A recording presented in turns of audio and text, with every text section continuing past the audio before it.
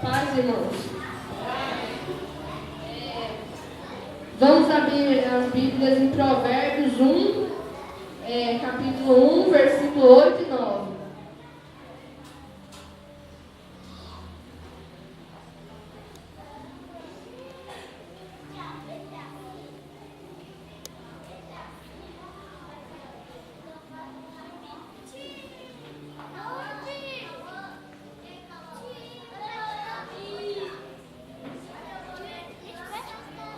Amém? Provérbios capítulo 1, versículo 8 e 9.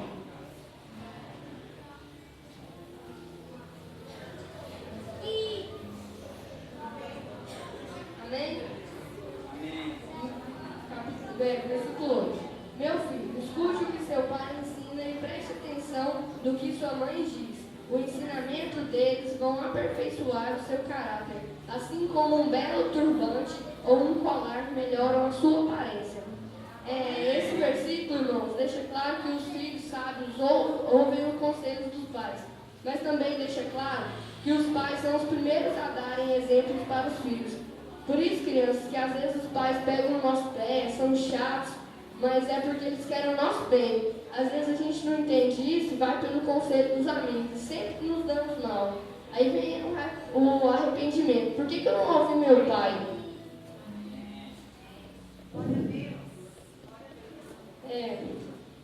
Então, queria deixar um recado hoje para as crianças, para vocês serem sábios, escutarem os conselhos do pai em vez dos amigos.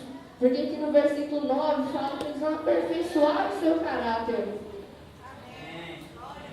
Vamos orar, ficar de pé.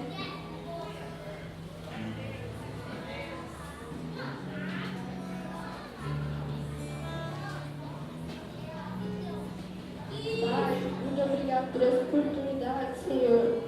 Esse culto, meu Deus. Aleluia, glória a Deus. Graças em nome do Senhor, nosso Deus. Pai, seja conosco, Pai. Pai, muito obrigado, Pai amado, por esse momento tão grandioso, Pai. Pai, por esse momento de estarmos, Senhor Jesus, aqui reunidos mais uma vez, Pai, na Tua presença, Pai. Pai, porque nós sabemos, Pai, que o Senhor tem nos sustentado, Pai. Oh, Pai, abençoa cada criança, cada pai, cada família que está aqui, Senhor.